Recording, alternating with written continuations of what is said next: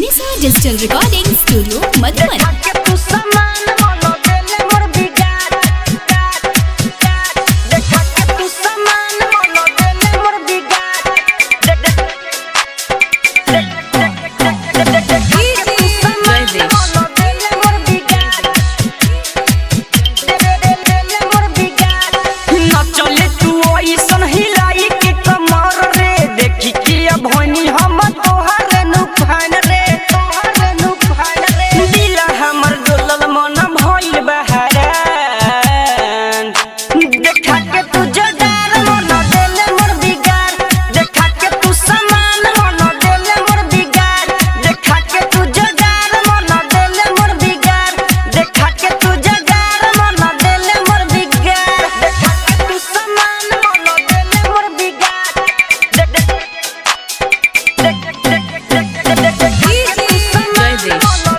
Digital recording studio Madhuban.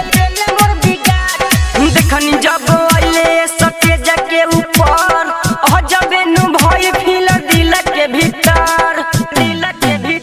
यार देखनी जब आइले सके जाके ऊपर जब नु भई फील दिल के भीतर तो आइले छौली नाचे बंगाल से बिहार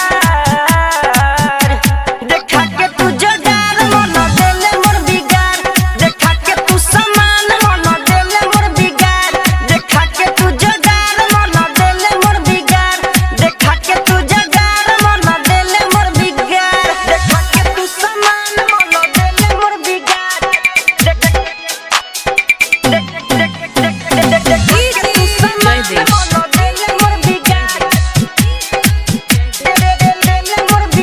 यारी ओइले तू नाचे उमर बाटे काचे रे